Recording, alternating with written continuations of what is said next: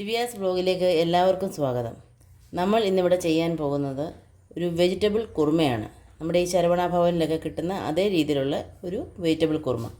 അതിനായിട്ട് ഒരു 3 വലിയ കിഴങ്ങ് കഷ്ണങ്ങളായിട്ട് അരിഞ്ഞത്, 2 ക്യാരറ്റ് കഷ്ണങ്ങളായിട്ട് അരിഞ്ഞത്, 3 സവാള കഷ്ണങ്ങളായിട്ട് അരിഞ്ഞത്,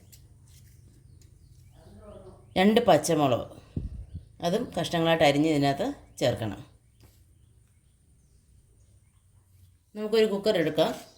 അതിലേക്ക് ഈ അരിഞ്ഞ് വെച്ചിരിക്കുന്ന കഷ്ണങ്ങൾ നമുക്ക് ഇട്ട് വയ്ക്കാം.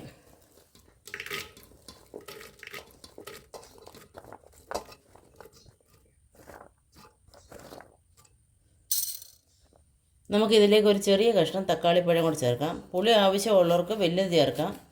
നമുക്ക് പുളി കുറച്ച് മതിയുള്ളതുകൊണ്ട് ചെറുതൊരെണ്ണമാണ് ചേർക്കുന്നത്. അല്ലാത്തവർക്ക് തൈരായാലും ചേർക്കാം. ഇത് വേവാൻ പാകത്തിനുള്ള ഉപ്പ്. ഇതിനകത്ത് നമ്മൾ ഓയിലുകളൊന്നും ചേർക്കുന്നില്ല.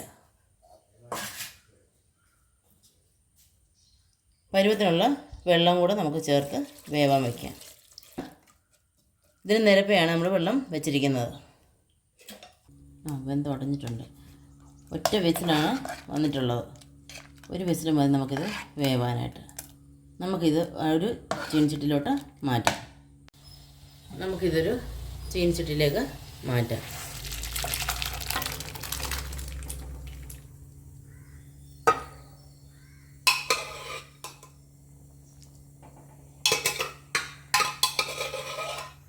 അതിനായി പെരുംജീരകം അല്പം എടുക്കാം,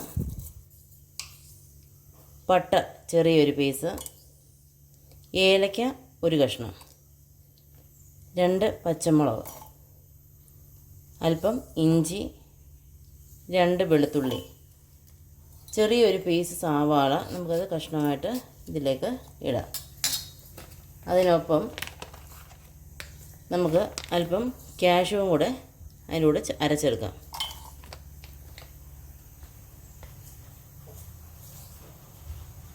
പരുവത്തിന് നമുക്ക് തേങ്ങ ചേർക്കാം.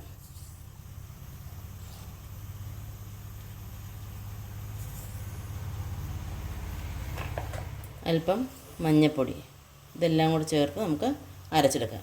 നമ്മൾ വെള്ളം ചേർത്ത് തേങ്ങ നല്ലവണ്ണം അരച്ചെടുത്തിട്ടുണ്ട്. ഇതൊന്ന് തിളയ്ക്കണം. നമുക്ക് അരച്ച് വെച്ചിരിക്കുന്ന അരപ്പ് ഇതിലേക്ക് ചേർത്ത് കൊടുക്കാം. കുറുമ അധികം വെള്ളമായി പോകാൻ പാടില്ല. ഇതിലേക്കൊന്ന് നമുക്കെല്ലാം ഒന്ന് ചേർത്ത് കൊടുക്കാം. ഈ വെള്ളത്തിൽ ഇത് വെന്താൽ മതി. ഇനി അധികം അരപ്പ് വെള്ളത്തിലാക്കരുത്. നമ്മൾ പുളിക്ക് പകരം തക്കാളിക്ക ചേർത്തിട്ടുണ്ട്. തക്കാളിക്ക ഇല്ലാത്തവർ ഈ അരപ്പ് ചേർത്തതിന് ശേഷം അല്പം തൈര് ഉടച്ചേച്ച് ചേർത്താൽ മതി.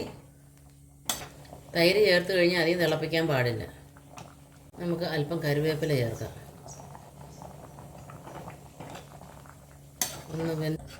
അല്പം ഉപ്പും കൂടെ ചേർക്കണം. ഉപ്പ് അല്പം കുറവാണ്. നമുക്ക് അല്പം കൂടെ ചേർത്ത് കൊടുക്കാം. നമ്മുടെ കറി കുറുകിയിട്ടുണ്ട്. നമുക്കിതിലേക്ക് അല്പം മല്ലിയില കൂടെ ചേർത്തെടുക്കാം.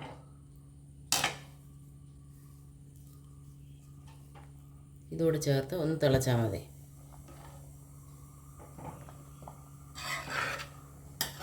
ഇതിപ്പം അല്പം ലൂസ് തോന്നുന്നെങ്കിലും നമ്മുടെ കറി ഇരുന്ന് കഴിയുമ്പം കുറുകും. അപ്പം ശരവണ ഭവനിലെ പോലത്തെയൊക്കെ ഒരു അടിപൊളി വെജിറ്റബിൾ കുറുമ നമ്മൾ തയ്യാറാക്കിയിട്ടുണ്ട്.